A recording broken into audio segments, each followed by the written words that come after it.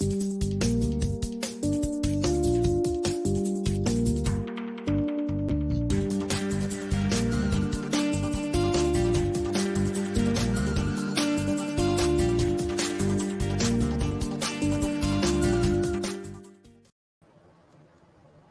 dance. All right. Good afternoon. Good afternoon. How are you? I am doing well. Happy to be back as the official stand-in. Yeah. Phil's teaching new member orientation today. So Very good. And I am exhausted. I had my mom's wedding yesterday, so I should have not had 9 appointments scheduled for the day after my mother's wedding, but I didn't really think that far ahead, and so I opted to work from the couch. So, congratulations on the wedding. Must have been a fantastic. I'm guessing everything worked out just fine, even though there was threat of a hurricane. Oh yeah, we switched everything around last minute. It was good. The only thing that got messed up was the video, or people that were trying to watch from home, but they could hear. So, and there she's married, so that's all that matters. Very nice. Very nice. So one of the questions that people are always asking or get very confused about is, in this kind of market, is it a good time to invest, right? Because prices are at record number high, or a record number high, right? Is that how you say Very that? strong, very strong, right? Real estate is at an all-time high as far as value goes in this area, and so it makes people wonder, is this a good time to invest? Well, I guess it matters on what you're investing in, right? Yeah. But so the other thing is, it's sort of counterintuitive in a sense as well, because we are struggling financially in some ways. Inflation soaring. Actually is one of the best times, or one of the most popular times historically, to invest in real estate. And you say, why is that, Jen? Well, it's because rent is kind of a short-term agreement, whether it's 1 to 5 years or 1 to 10 years. You have a little more control to adjust rent income, right? And you can control your expenses, and you just have more control than a soaring inflations, right? You can't really do much about that with other kinds of investments. So real estate actually becomes quite popular when inflation is sort of hitting the ceiling and going in the wrong direction. You can, and then you have people saying, well, but what about the eviction moratorium, so on and so forth. Look, the bottom line is the bulk of residential rentals are being paid, and are being paid on time. And yes, there is some scenarios in some cases where people are taking advantage and taking for granted the eviction moratoriums. But for the most part, people are collecting. Obviously the unemployment helped, but the unemployment rates are going down. Things are moving in the right direction as far as being a residential landlord. Consumer spending is pretty confident. I know it's lagged a little bit since the numbers are soaring again, but I think once people start to honestly realize that this, I know we've heard the new normal, but nobody's really realizing it. Like, COVID is here to stay for a while. Okay. It's the new flu, right? Orange is the new black. Well, COVID is the new flu. Okay. And there are going to be times where the numbers are going to spike, because it's going to, so many variables will continue to come out, and they will have to make new vaccines and new boosters and all of that. So once people really get adjusted to that, this is the new normal. I think the economy will only continue to go in the right direction. So then it boils down to, so what is a good investment, right? What should I invest my money in? Well, a single family investment is a very strong investment, being that the rental market is so hot. If you've never owned a multifamily, a single family is a really good option because it's just one tenant and you sort of get your feet wet and get used to what it's like to be doing property management, collecting rents and whatnot, right? So single families. Now you say, oh, but the money, the market is crazy. Yeah, but now it's going to start to soften. Yes. And scouring the MLS or having your agent scour the MLS for expired listings, because I can tell you right now, any seller who has not sold in this market, I don't want to say they're desperate. Let's just say that I think that they would be very open-minded to creative sort of offers and purchase opportunities, right? So there you go, single family investment. Easy to do for just about anybody. So if that's something that you've considered over the years, now I think is a really good time because rental numbers are at an all-time high as well. And so you can lock somebody into a 3-year lease or a 4-year lease or a 5-year lease, right? With a certain number and a percentage of increase. And as long as you do your due diligence up front and we, do a national background check, not just a state background check, to make sure that you have the proper tenant in there, make sure that when you run your numbers, you put a few months of vacancy so that you are not feeling the crunch and like just desperate and pick any tenant. You definitely want to do the right job. So single family. Tim, don't let me forget to bring up property management. Write that down when I go through all of this. So, all right. So what else is a good investment today? Well, then there are multifamilies. Now, multifamilies, though, are extremely difficult to come by nowadays. They're what we call a unicorn. Like we go to these market exchange meetings and pretty much everybody in the room is like, I need multifamilies 10 units and up. I need multifamilies 25 units and up. I need multifamilies 50 units and up. And there are none. So if you happen to have a friend, a family member, or an acquaintance who's not some sort of professional, multifamily wheeler and dealer, those are going to be like the low-lying fruit or the best potential and the best opportunity. And a good agent and a good broker is going to have a list of off-market properties that potentially would work for you if you're interested. So good agent who does work a lot with investment type clients typically will have some off-market opportunities available. So you want to check out off-market as much as possible because everything else is sort of like picked over. It's like getting to the buffet an hour before it's over. Yeah. That's really what most multifamily investing is right now, unless you can find a source that is untapped. Okay. And then, right, when I first got in the business, Tim, do you remember hearing 10-time rent roll? Like everybody would 10-time rent. Yeah. Okay. Throw that formula out the window. Okay. That basically was the formula. And they were saying that would be a 10% cap rate, right? So properties were exchanging at a 10% cap rate, an 11% cap rate. I've even seen 12, 13, 14, 15 in our area over the 25 years I've been selling real estate. Now, what does that mean? It basically means a cap rate is before debt service. So before you have a mortgage, assuming you paid cash for a property, that is the rate. It's the ROI basically. So 7% annually is right now 7 cap rate is the going rate in our area for an investment property. So it went from like 15, 10 to 15 to below 10. Like you can't even find something at a 10. It's below 8 basically. And we have traded things in the last few years, between a 4 and 5% cap rate.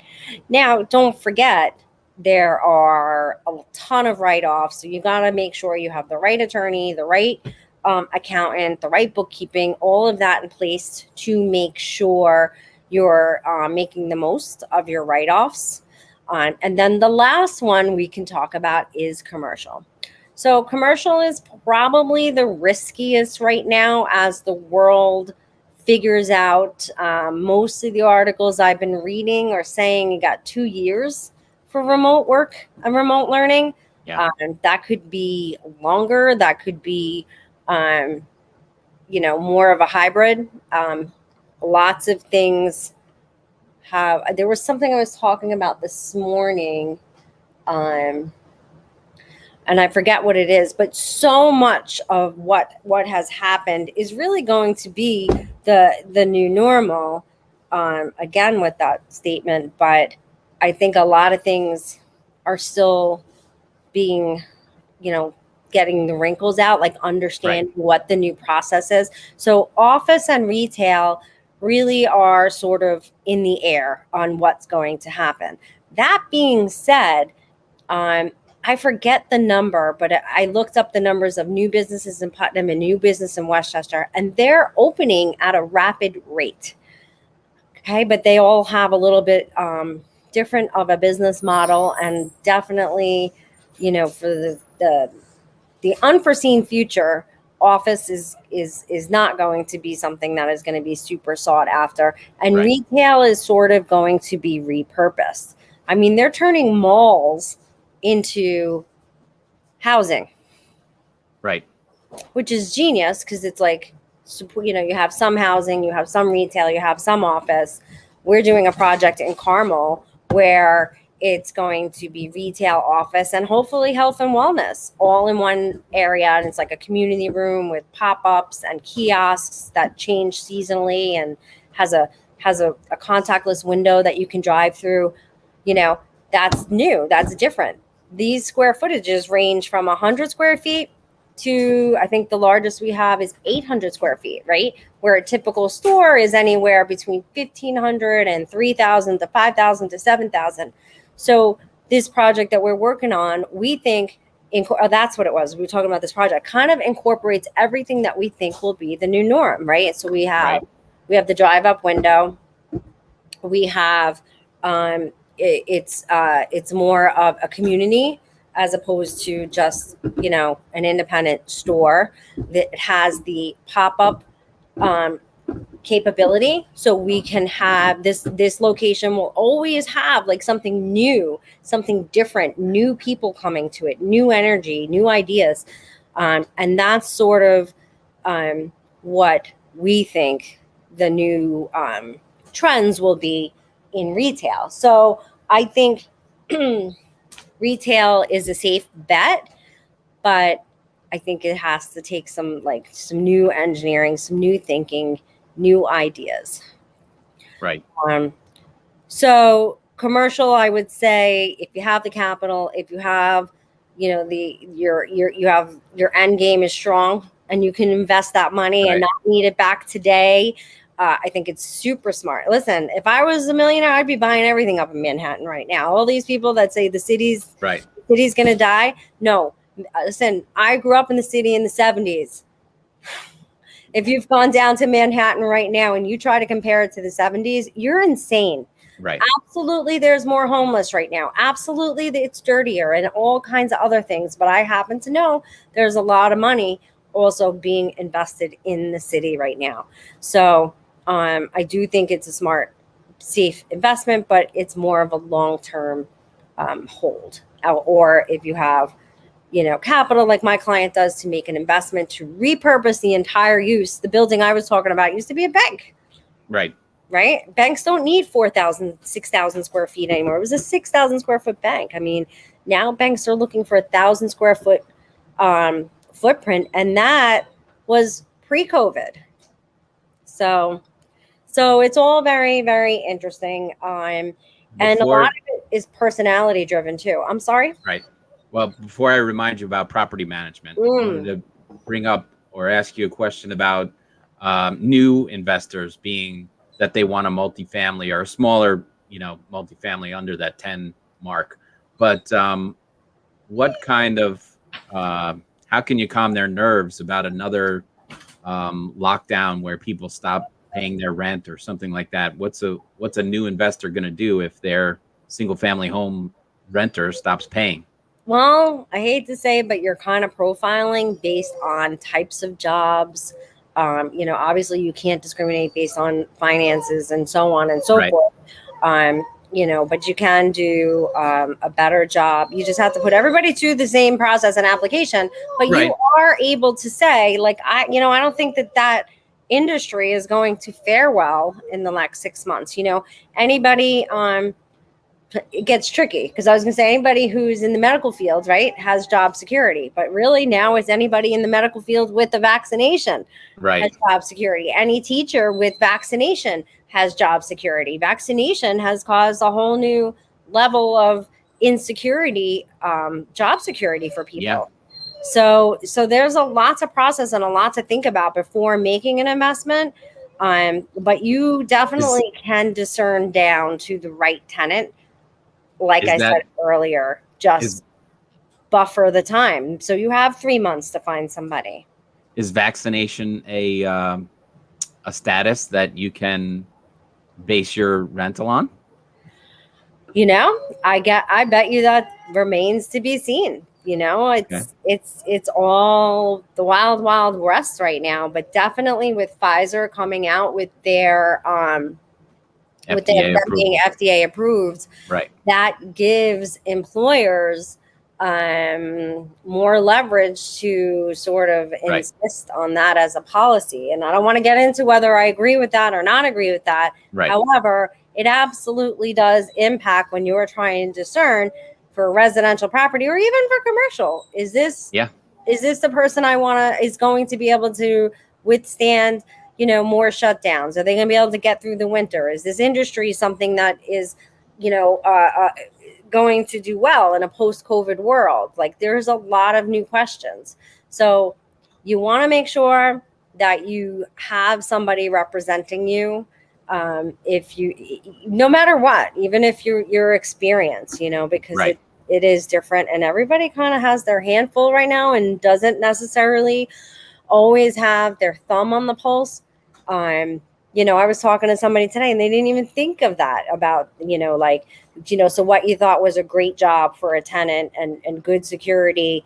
Right. 6 months ago, even now, if somebody's anti-vax or just not I'm reading about it left and right about people losing their jobs. So, yeah. And then there's just some troubled industries, like the restaurants can't provide enough food and they're packed when they, when they can be. And, the takeout world is just insane, but they can't find any help. Right. So that's another one, like, considering. So if you're looking to lease out your commercial space and it's a traditional restaurant, you might say, like, I just don't know that people are coming back to traditional dining.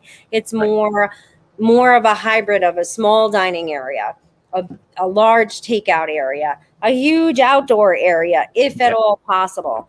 I don't think that that's going away. The millennials never wanted to dine in, and now they can take their food and go sit on a mountaintop and watch the sunset. So Uber Eats will deliver it wherever you need to go. Yeah. And new restaurants, if you have somebody that's like, no, I don't subscribe to that because it costs me so much, that's not somebody who's able to fit their business model into the future. Okay. Right. For restaurants, those apps are part of the cost of doing business nowadays. And if you're deciding to just do your own app, you're missing out on a huge, huge potential income source. So, so these are all the things that you got to think about. So it's definitely become more complicated to be a landlord, but the opportunity is huge. And, when everybody's going in one direction, you go the other. And let's not forget, inflation does not look like it's starting to come down anytime soon. No. And that really hedges real estate as a safe bet, because on a large level, really deep pockets are all investing in real estate, right? So that means us small potatoes people protected. Did you want to say anything else about property management? Yeah, the only thing I will say about that is it's super important to understand that you don't have to do your own property management. Property management ranges anywhere from like 5% of gross rent roll to roughly 12 to 15% even, depending on the services.